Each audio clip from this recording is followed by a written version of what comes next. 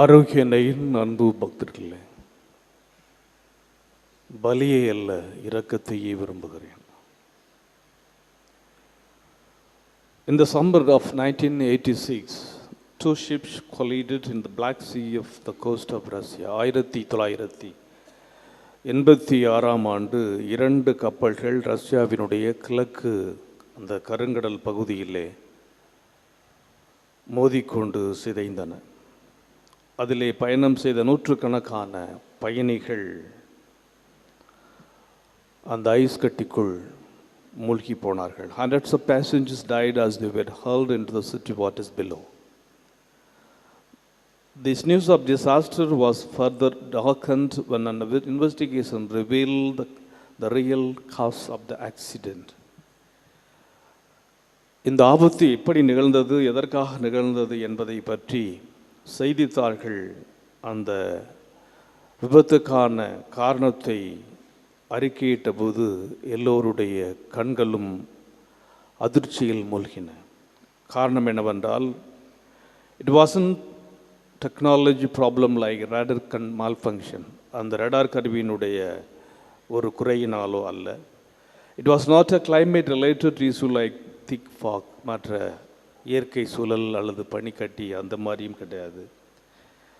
The real cause was human stubbornness and pride. உண்மையான காரணம் என்றால் மனித அந்த ஸ்டபன் கடினமான ஆணவத்தினுடைய அழிவு. Each captain was well aware of the other ships' presence nearby. ரெண்டு கப்பலுடைய மாலுமிகளும் தலைவர்களும் எதிரெதிரே கப்பல்கள் வருவதை அறிவார்கள். Both could have steered clear. ரெண்டு பேரும் வழிவிட்டு ஒதுங்கி போயிருந்திருக்கலாம். But according to the news reports, neither captain wanted to give way to the other. செய்தித்தாளுடைய அறிக்கையின்படி ரெண்டு பேருமே வழிவிடுறதற்கு இணங்கவில்லை. Each was too proud to yield first. யார் முதல்ல வழிவிடுறது, இதுதான் அவங்களுக்கு பிரச்சனை. By the time they came to their senses, it was too late. அவர்கள் சுயநினைவுக்கு வருகின்ற போது காலம் கடந்து விட்டது. So this is what stubbornness and pride can do. ஆணவமும் அல்லது கடினமான மனநிலையும் இத்தகைய அழிவுக்கு இட்டு சொல்லும். Harm lives, break hearts, destroy reputations. இதைத்தான் இந்த நற்செய்தியிலே ஆண்டவர் இயேசு The sin of pride என்ற நற்செய்தியினுடைய தலைப்பு. லூக்கா நற்செய்தி இந்த 18வது அதிகாரத்திலே நாம் பார்க்கின்றோம்.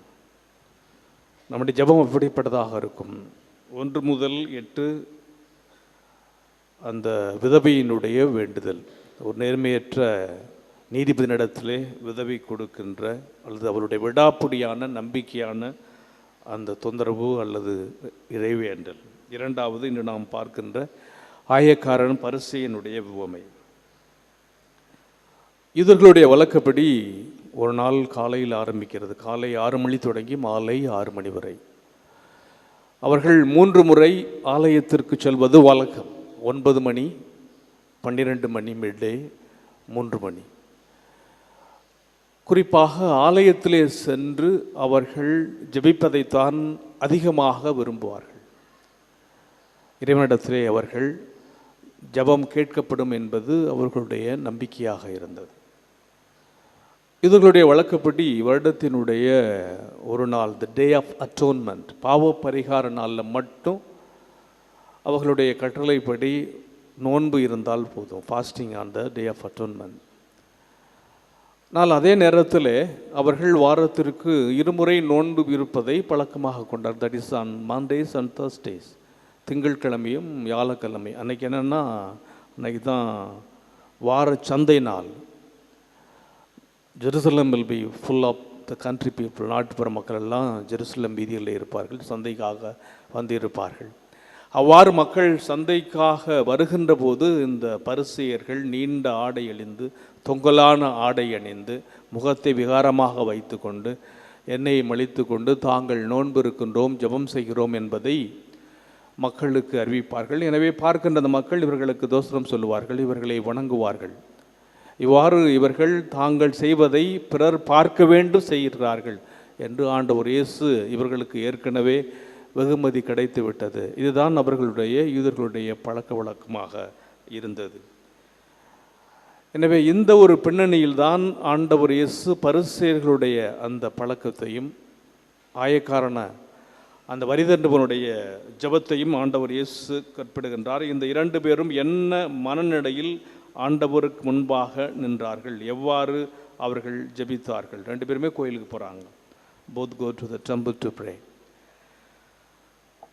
பரிசேயன் என்ன செய்கிறான்னா, அவன் சொல்லுகின்ற அந்த வார்த்தை, இயேசு அந்த கால சூழ்நிலையிலே இதை சொல்லுகிறார். அதிகமான வார்த்தைகளை சொல்லுவது, தன்னை பற்றி சொல்லுவது, அவருக்கு பற்றி பேசிக்கிட்டு இருக்கிறார். he is giving the report that நான் அவரை போல இல்லை, இவரை போல இல்லை, ஒரு ஆயக்காரனை போல அல்ல, இந்த நின்று ஜெபிச்சுட்டு இருக்கிறானே இவனை போல அல்ல, நான் நல்லா இருக்கிறேன், காணிக்கை கொடுக்குறேன், எல்லாம் செய்கிறேன், நாயாகவோ பன்றியாகவோ பிறக்காதற்காக நன்றி என்று தன்னை கடவுளுக்கு முன்பாக அவன் அடுக்கி கொண்டிருக்கிறான். தன்னை பற்றி பெருமையாக பேசி கொண்டிருக்கிறான். the pride, the Pharisee spoke the prayer to himself, அவனை பற்றி சொல்லி கொண்டிருக்கிறான். ஆனால் அந்த வரிதன்பவன் அவன் நிற்கிறதும் தள்ளி நிற்கிறான். இவன் முன்னாடி நின்றுட்டு இருக்கிறான். அவன் ஆலயத்துக்குள் நிற்க முடியாமல் the tax collector அவன் அந்த அவனுடைய கண்களை கூட ஏறெடுத்து பார்க்க முடியாமல், would not even raise his eyes to heaven, தன்னை பாவி என்று கடவுளுக்கு முன்பாக அடுக்கிறான். இவன் தன்னுடைய பர்சனல் க்ளோரிஸ், அவருடைய சாதனைகள், அவருடைய அச்சீவ்மெண்ட்ஸ், இது எல்லாத்தையும் அவன் சொல்லிட்டு உட்காந்துருக்கிறான். ஆனால் அந்த வரி தண்டுபவன், the tax collector acknowledged being a sinner, எனக்கு கடவுளுடைய இரக்கம் கிடைக்கணும், கடவுளுடைய அருள் எனக்கு கிடைக்க வேண்டும் என்று சொல்லி அவன் கடவுளுக்கு முன்பாக தன்னையே தாழ்த்துகின்றான். ரெண்டு பேரும் கண்ணாடி எடுத்துகிட்டு போனாங்க. ரெண்டு பேரும் அந்த கண்ணாடியில் பார்க்குறாங்க. கடவுளுக்கு முன்பாக both had taken a mirror with themselves when they went to pray.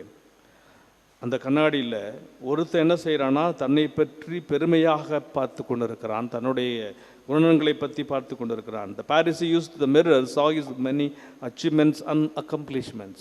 அவனுடைய கண்ணில் அது மட்டும்தான் தெரியுது. Being unlike the rest of the sinful humanity, like the greedy and dishonest and adulterous. எல்லாமே செய்கிறேன், வாரத்தில் 2 முறை நோன்பு இருக்கிறேன், 10 பாகம் காணிக்க கொடுக்குறேன் என்று சொல்லி அவன் பார்க்கின்ற அந்த tax collector also used a mirror but saw in it his many failures and shortcomings. அவனுடைய குறைகள், அவனுடைய பலவீனங்கள். காரணம் என்னென்னா, வரி தண்டுபவர்கள் அந்த இயேசுவினுடைய காலகட்டத்தில் மற்ற யூதர்களால் இவர்கள் தீண்டத்தகாதவர்களாக பார்க்கப்பட்டார்கள். ஏன்னா இவங்க நாட்டுக்கு அல்லது தங்களுடைய யூத சமூகத்தை காட்டி கொடுத்தவங்க. the traitors, they were considered as traitors because அவங்க அதிக சன்மானம் கொடுத்து தான் இந்த வேலையை வாங்கியிருக்கிறாங்க. எவ்வளோ மக்களிடத்தில் வரி வாங்குகிறார்கள் என்பது தெரியாது. அப்போ இல்லை நியூஸ் பேப்பர், டிவி, டெலிவிஷன் எதுவுமே கிடையாது. அதனால் இவங்க போடுறது தான், இவங்க வாங்குறது தான் காசு. எனவே வாங்கி அந்த வரிலே மீதமானதை வைத்து ரோமை அரசாங்கத்துக்கு செலுத்த வேண்டியதை கொடுத்து விட்டு மீதை தங்களுடைய வைத்துக் கொள்ளுவார்கள். அதனால் யூதர்கள் இவர்களை தங்களுடைய துரோகிகளாக நினைத்தார்கள். இவர்களோடு அவர்கள் எந்தவித தொடர்பும் வைத்து கொள்ளவில்லை. அதனால தான் இவன் செய்த அந்த காரியத்தை குறித்து அவன் மனம் வருந்துகிறான். The moments when he had cheated others to have greater financial gains, the times he had subjected himself to be a traitor by working against his own people.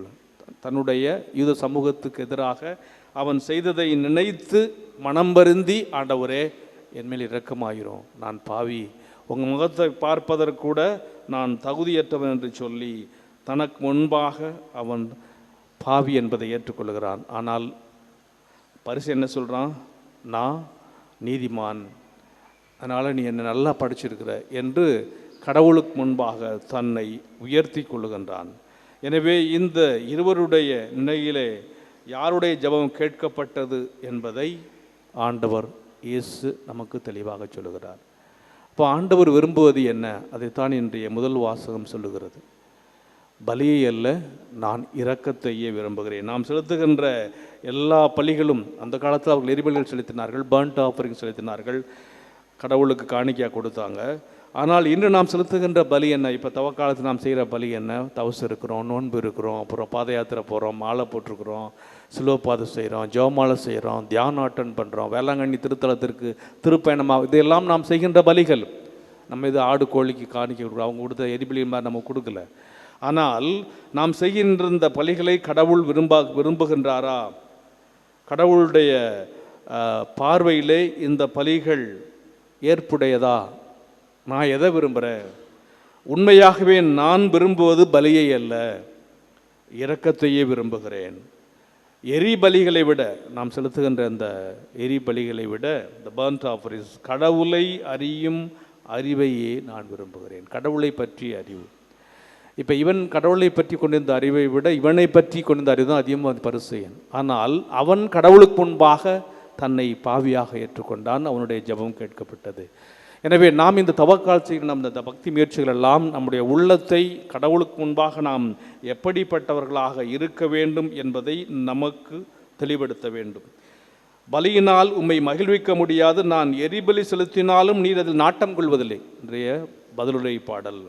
அப்போ கடவுள் எதை விரும்புகிறார்? தாவீது அரசன் உரியாவின் மனைவியோடு தவறு செய்த பிறகு கடவுளுக்கு அது பாவமாக தோன்றியவுடன் மனம் வெதும்பி அழுது மன்னிப்பு கேட்டு பாடிய பாடல் 51 திருப்பாடல். கடவுளுக்கு ஏற்ற பலி நொறுங்கிய நெஞ்சமே. அதனால தான் ஆயக்காரனுடைய வரிதனுடைய பலியை ஆண்டவர் ஏற்றுக்கொண்டார். கடவுளுக்கு ஏற்ற பலி நொறுங்கிய நெஞ்சமே. கடவுளே, நொறுங்கிய குற்றமுணர்ந்த உள்ளத்தை நீர் அவமதிப்பதில்லை. டிஸ்பைஸ். கடவுளே, நொறுங்கிய உணர்ந்த உள்ளத்தை. யாருங்க நொறுங்கினது? வரிதண்டுபவன். யாருங்க குற்றத்தை உணர்ந்தது? வரிதண்டுபவன். அதை நீர் அவமதிப்பதில்லை. அவமதிக்கலை. இவனுடைய ஜெபம்தான் கேட்கப்பட்டது. என்ன சொல்றாரு? அதாவது அவன் பாவி பரிசேயரை அல்ல, வரிதண்டுபவரையே கடவுளுக்கு ஏற்புடையவராகி வீடு திரும்பினார். அவனுடைய ஜெபம் கேட்கப்பட்டது. எனவே நொறுங்கிய குற்றமுணர்ந்த உள்ளத்தை அவர் அவமதிக்கவில்லை. அவன் என்ன பண்ணான்? he was despising the other one, the tax collector. யார் பண்ண அவமதித்தது? பரிசேயன். அவனுடைய ஜெபம் கேட்கப்படவில்லை. எனவே தவக்காலத்திலே இறைவன் நம்மை பார்த்து கேட்கிற, நாம் உண்மையாக பலி செலுத்த வழுகின்ற பொழுது கடவுளுக்கு முன்பாக நம்மை நாம், the sin of pride, நம்மை நாம் ஆணவத்தோடு தற்புகழ்ச்சியோடு பார்க்கின்ற போது நிச்சயமாக அந்த ஜெபம் கேட்கப்படாது.